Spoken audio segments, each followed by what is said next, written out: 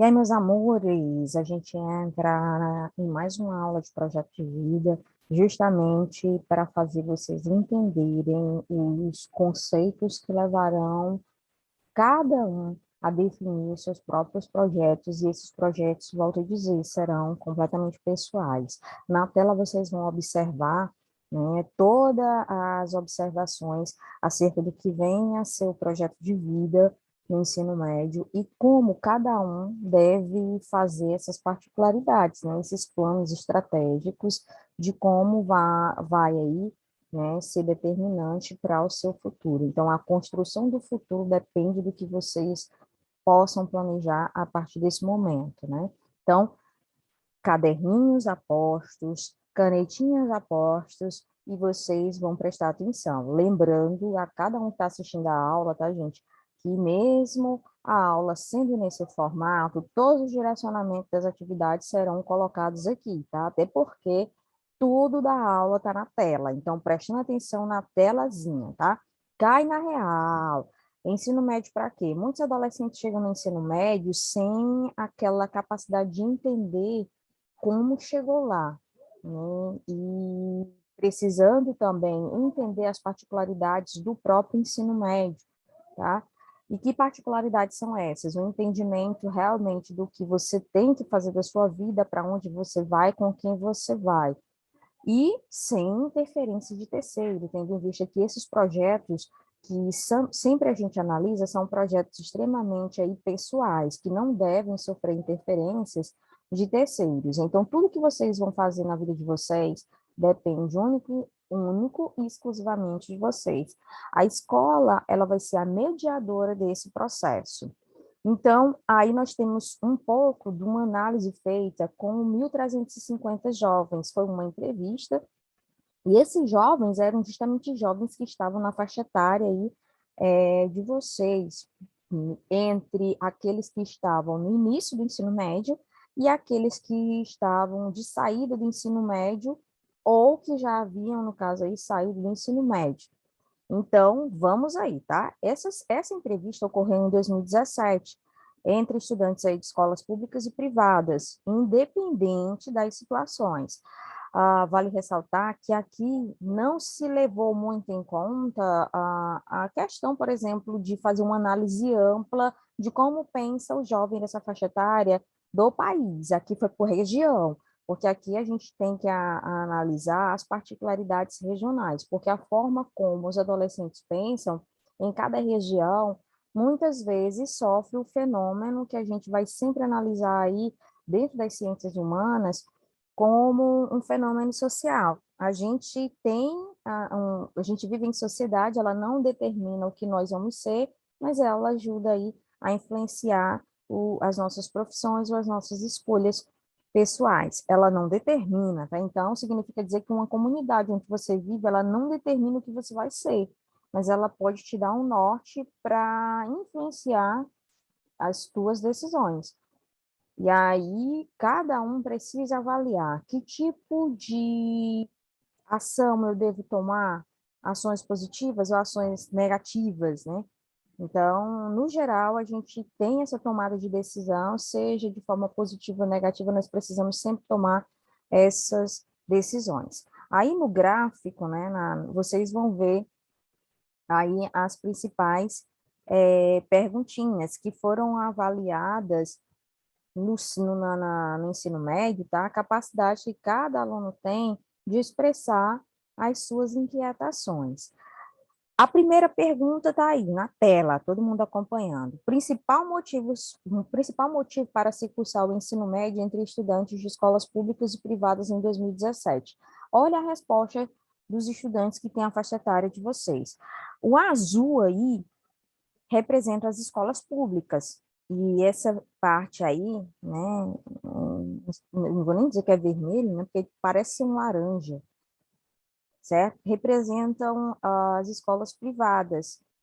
Aí a gente tem os asteriscos, valores sem representatividade estatística, que é uma outra observação que a gente vai fazer no gráfico. Então, vamos aí, tá? A resposta para essas perguntas. Principal motivo para se cursar o ensino médio entre estudantes de escolas públicas e privadas em 2017. Olha as respostas para vocês analisarem, e nós vamos analisar juntos. 70,2% dos entrevistados de escolas públicas disseram que é para se preparar para entrar numa faculdade ou fazer o vestibular. Somente 70,2% dos estudantes de escolas públicas visam isso.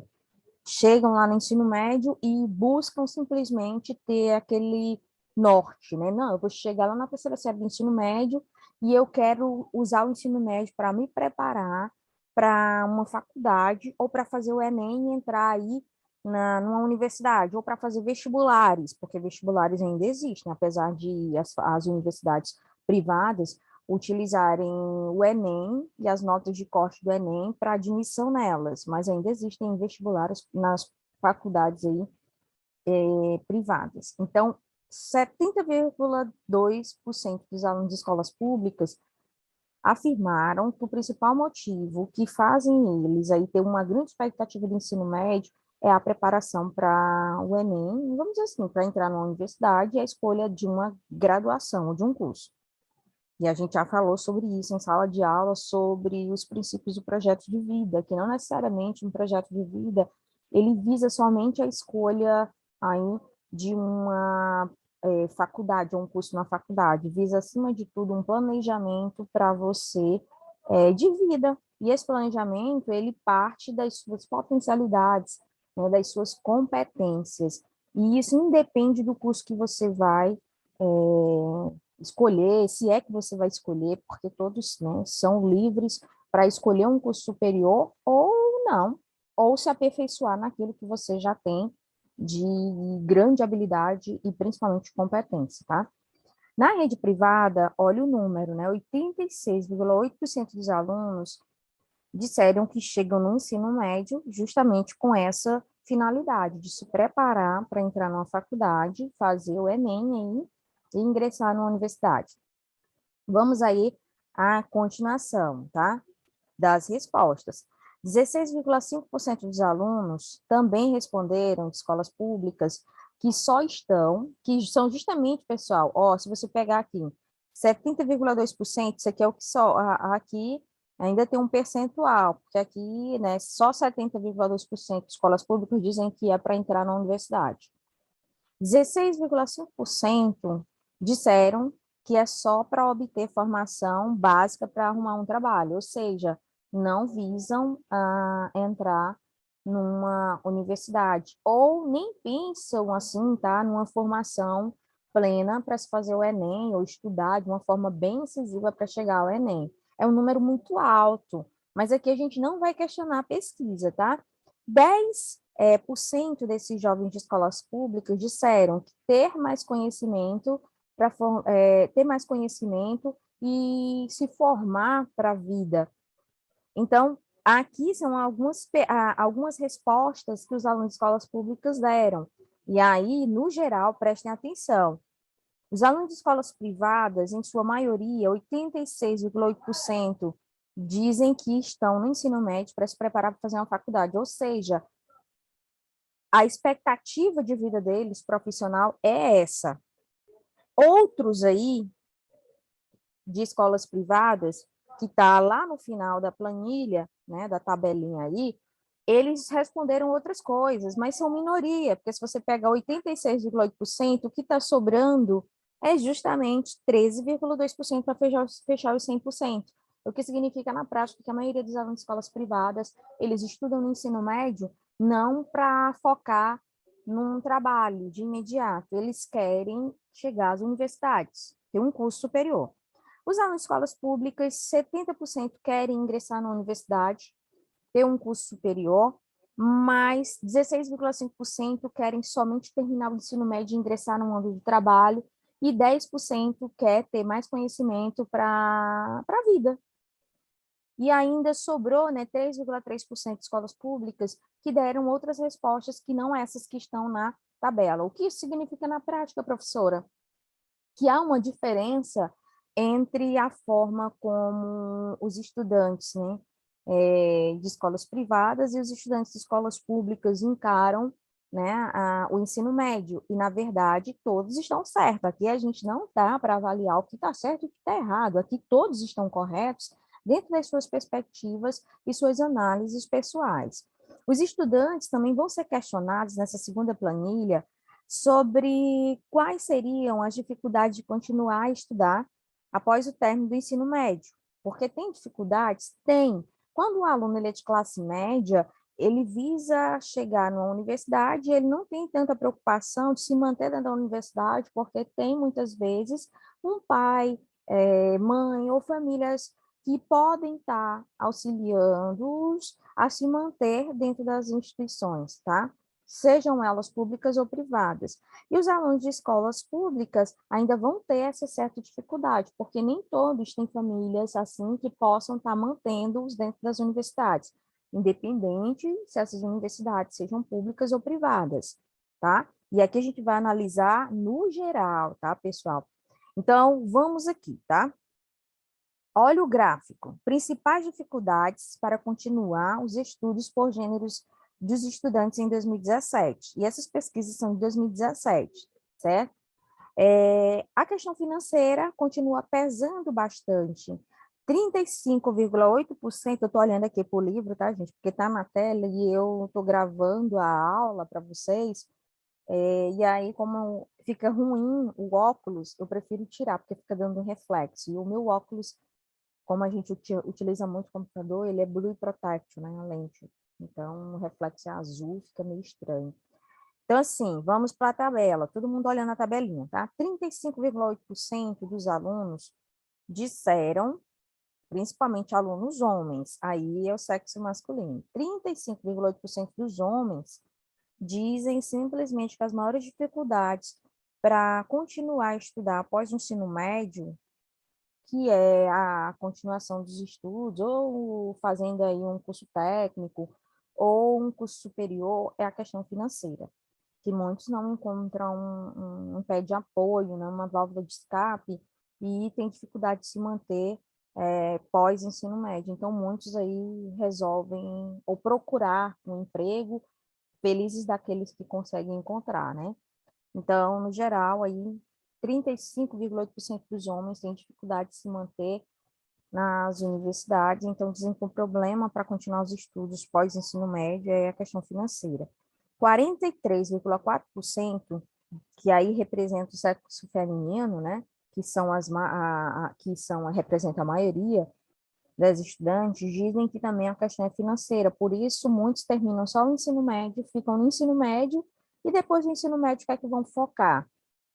Vão focar aí na procura de um emprego ou procurar, na verdade, pessoal, investir em alguma área de suas competências ou habilidades, tá bom?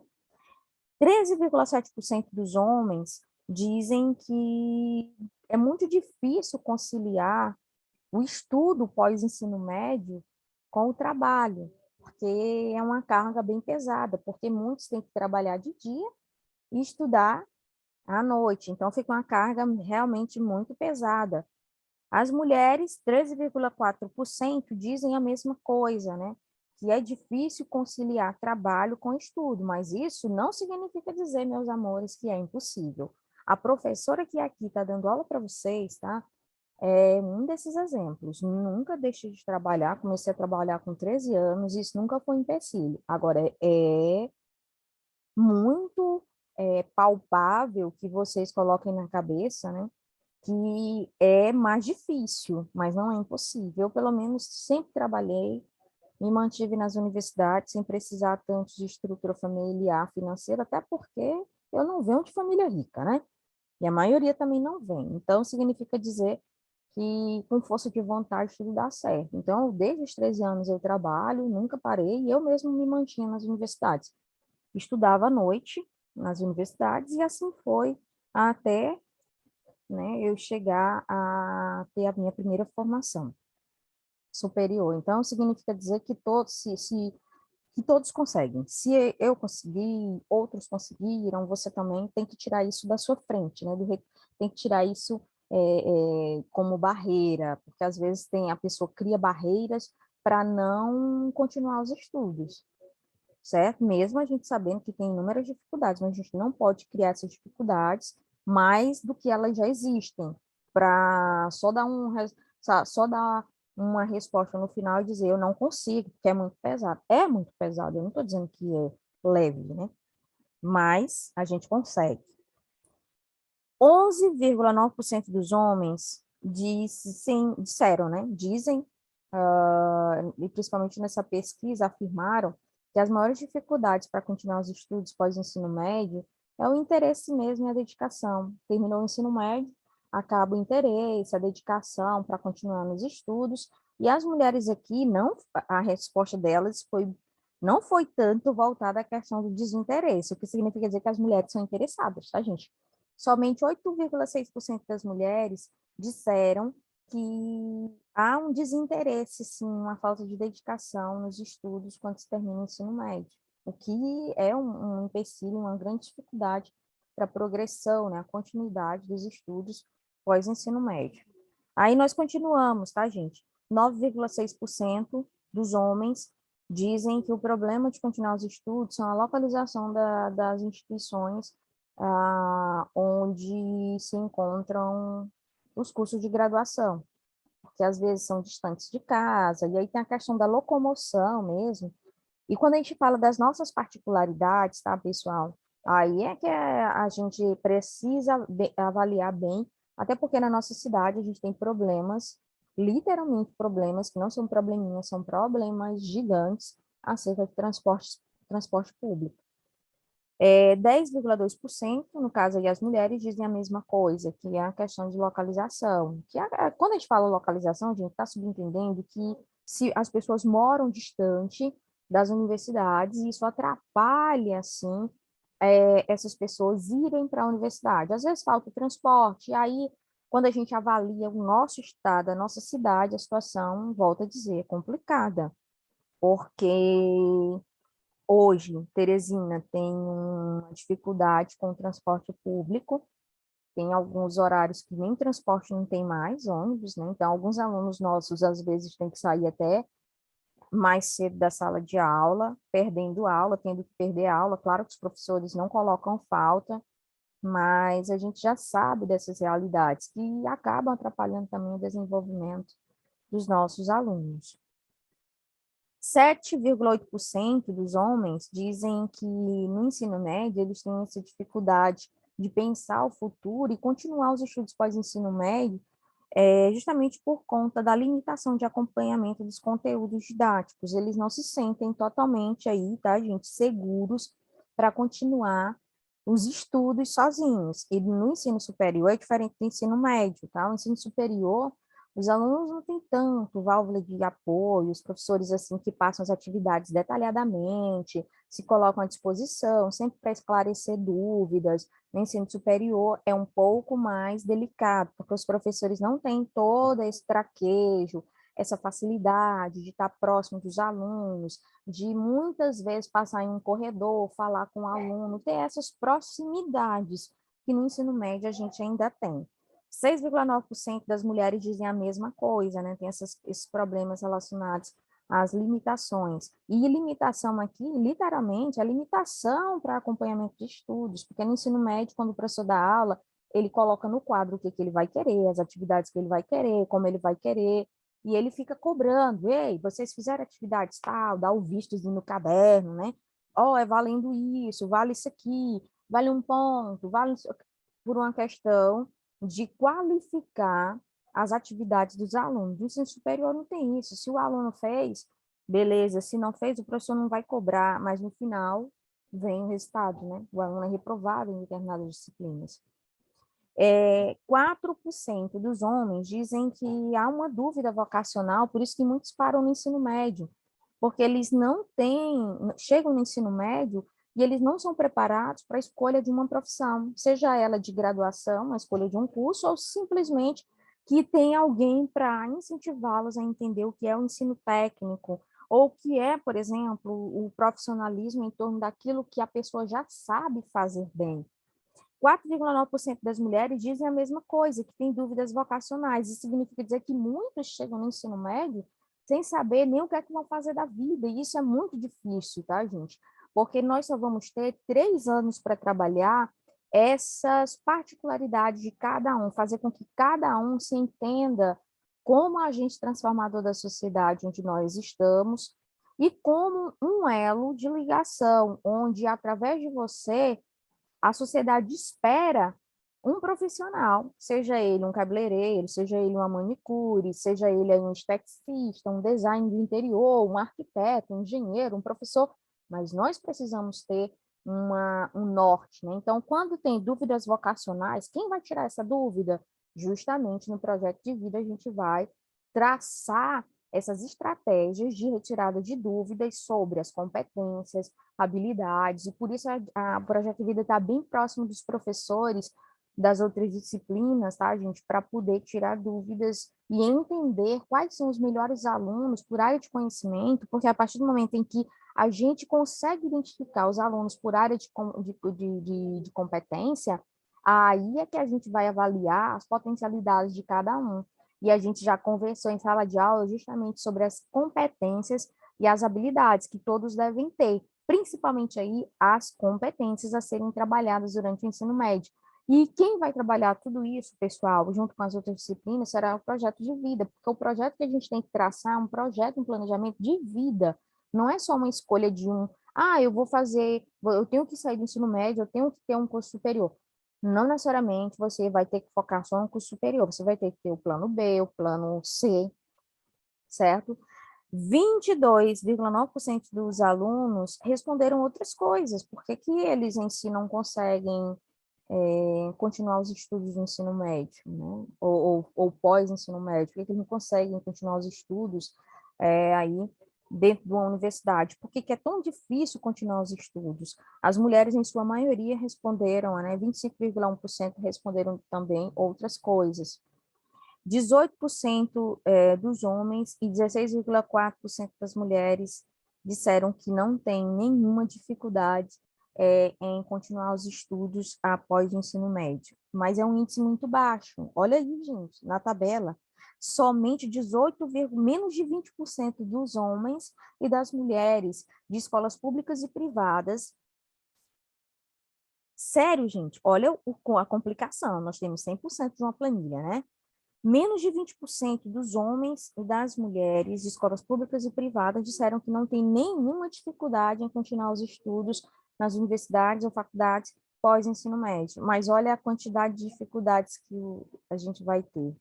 Financeiro, os homens 35,8%, mulheres 43,4% e assim vai.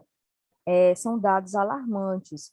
E o projeto de vida a gente trabalha com conscientização, e não com alienação. Nossos alunos precisam entender que todo o planejamento que eles têm que traçar da vida precisa estar pautado na realidade. Vocês não podem sonhar com asas voando muito alto, né? A gente precisa focar num sonho preciso e real. Então, a gente nem trabalha com a possibilidade de que essas asas sejam gigantes, né?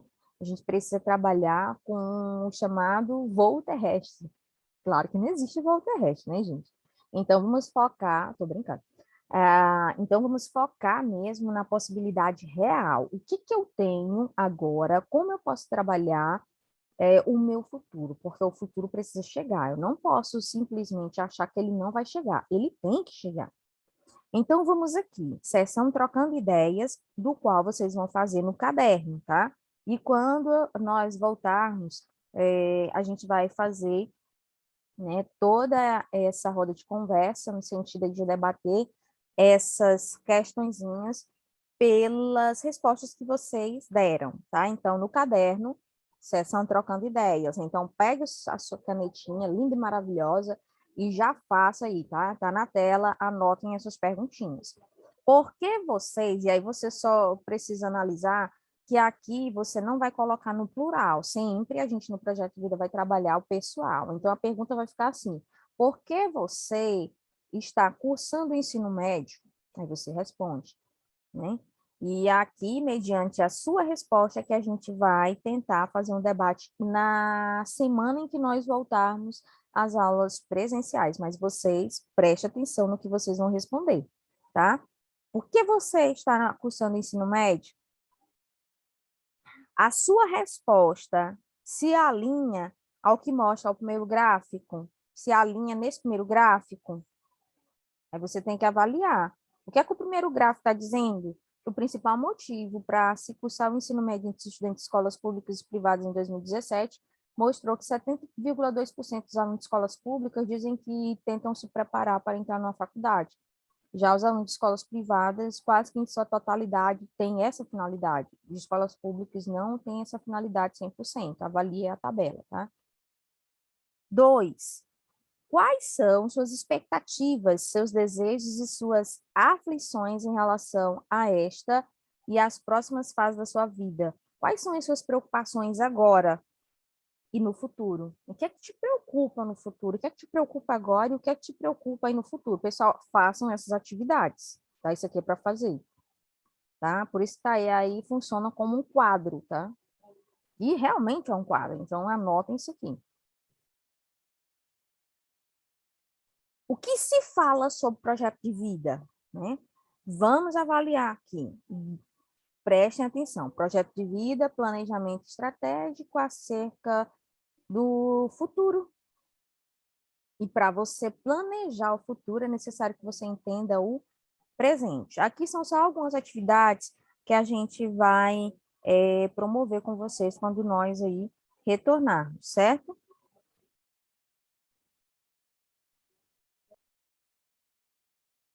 Então, prestem atenção, pessoal. Nós vamos fazer aqui uma análise dos dois textos. Prestem atenção. Lembrando que a sessão Trocando Ideias aí, como a gente não está na sala de aula, a gente vai fazer de forma individual. Daqui a pouco eu comento isso aí, tá?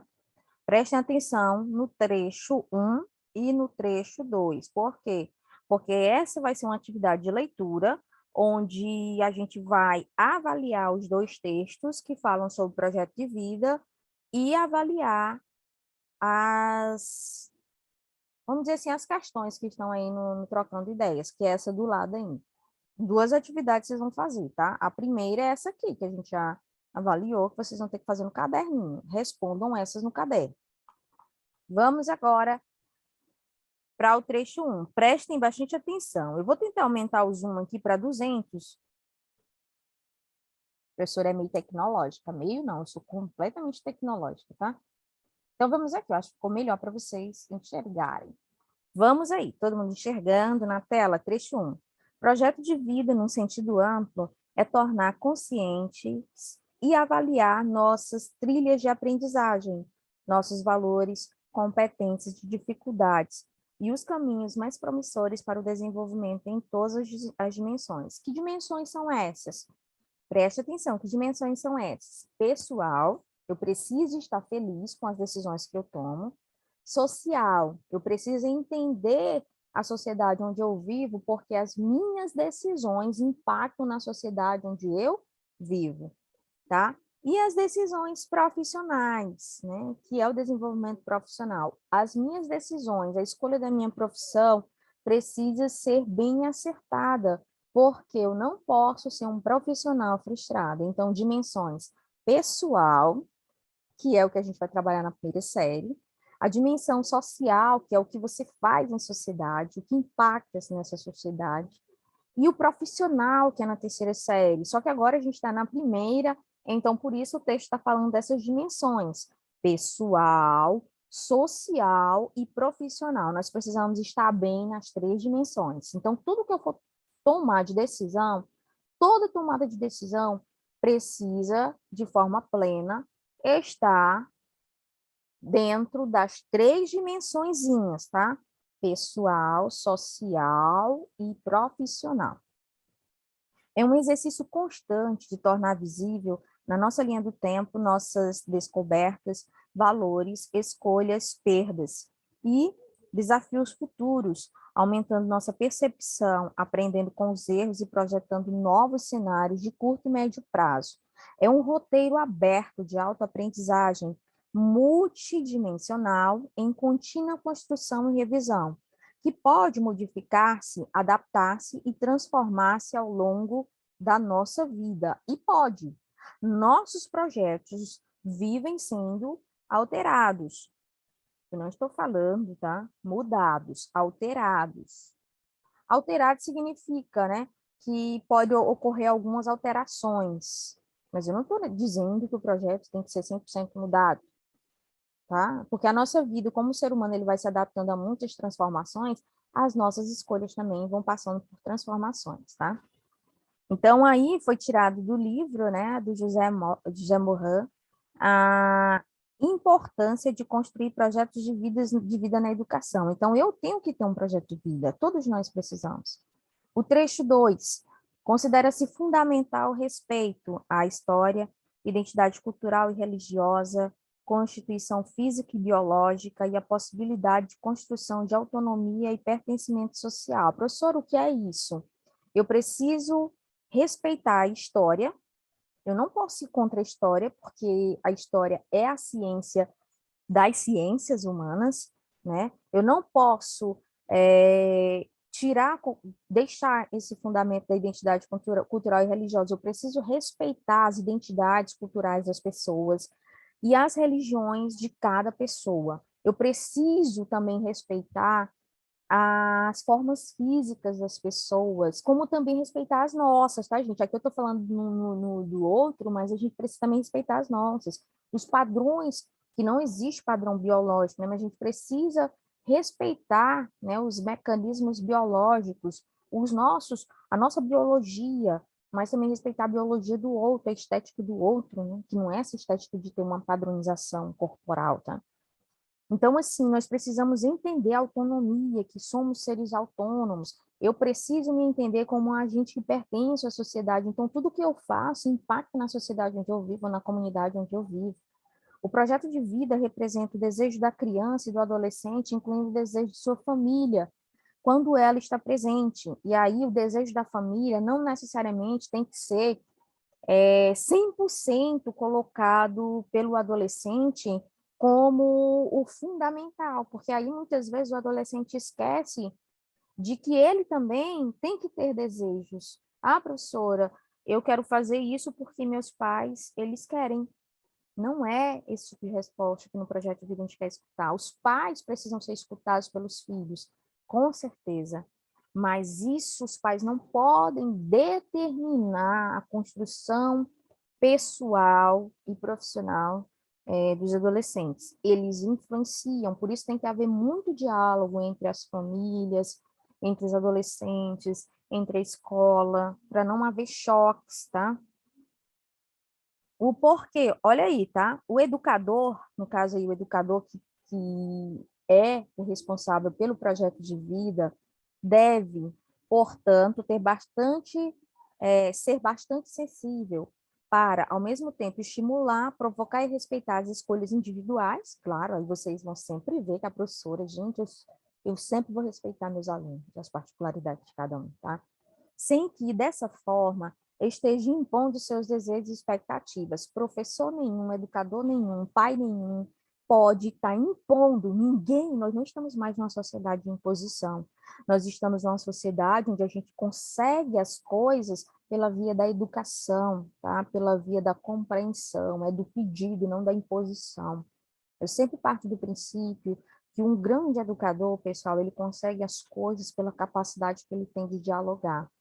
Um professor ditador, ele não é um educador, um professor que dialoga, brinca com os alunos, tem toda aquela abertura de escutar os seus alunos, onde os seus próprios alunos olham para o professor e diz, esse professor é o professor, esse professor é o educador, esse professor é alguém que eu me espelhe, porque me compreende, fala o que eu quero ouvir, e não necessariamente passando a mão na cabeça, entendeu? Então, assim, as crianças e adolescentes, eles tendem a se espelhar nos educadores e em outros adultos como referência. E eles tiram, né, suas qualidades, talentos, motivações e objetivos.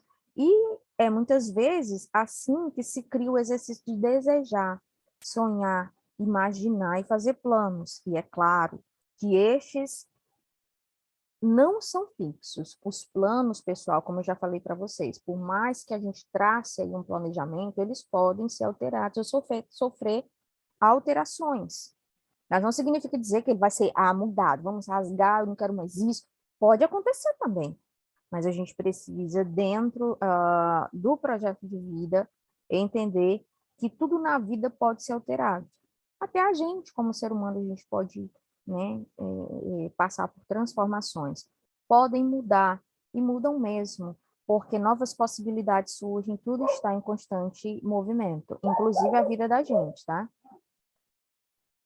Aí foi retirado do livro Maria Lúcia Gulassa, Imaginar para Encontrar a Realidade, Reflexões e Propostas para Trabalho com Jovens nos Abrigos. Aqui é desse livro, tá? Então, vamos nós aqui, tá? Atividade 2, tá? Olha aí, trocando ideias. A primeira atividade que vocês vão fazer é essa. Aí a galera que está assistindo de celular, né? Ou do computador, tire o print, tá? Ou simplesmente pause e copie no caderninho, tá? Essas aí perguntas para responder. Agora nós entramos na atividade 2, que para nós no projeto de vida são as missões, missão 1 e missão 2. Aqui seria para fazer dupla, mas como a gente não está em sala de aula, a gente vai tentar, preste atenção, tá? Aqui a gente em sala de aula vai fazer essa atividade, certo? Como cada um de vocês estão entendendo o projeto de vida, certo? Beleza? Então, olha aqui, tá? Como essa outra atividade, ela é focada para a sala de aula, né? Eu vou querer de vocês só essa. Beleza? Eu vou até marcar no meu livro aqui, tá? Façam essa atividade. Só essa da página 16. Que quando a gente voltar à aula presencial, eu vou dar o visto. E aí, na sala, eu vou fazer essa sessãozinha com vocês de debates para a gente poder entender os dois trechos, tá? E eu encerro a aula falando justamente da questão do eu, que é o pilar, né, da primeira série, eu na vida.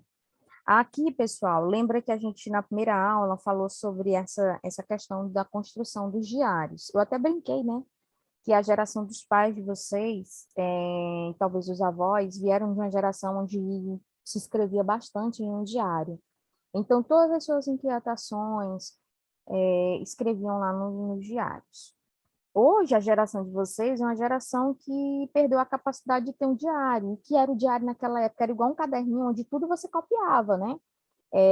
Só que não era, né, vamos dizer assim, não era da conta das pessoas. Então, o diário, geralmente, as pessoas não deixavam ninguém tocar.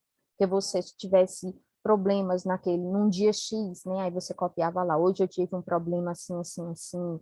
Aí, daqui a uma semana, teve uma coisa, uma mudança na sua vida, aí você ia lá no diáriozinho. Hoje, dia tal, tal, tal, aconteceu isso na minha vida. Que é o projeto da construção do diário, para você se entender.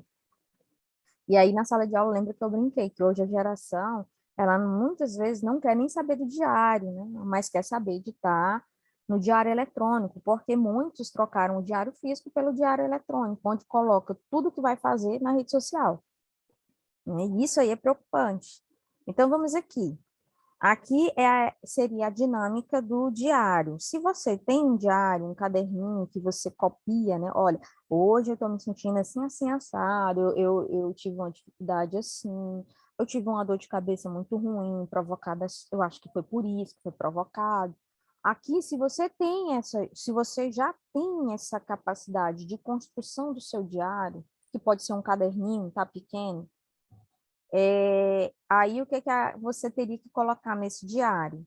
Você teria que falar sobre o seu projeto de vida, como se fosse uma construção de redação, tá? Aqui você iria fazer uma construção, olha, o projeto de vida está sendo útil na minha vida por isso, isso e isso, eu estou planejando fazer isso no futuro, eu estou entendendo um pouco mais de como eu devo traçar esse planejamento eu não posso errar, por isso eu tenho que planejar bastante ele.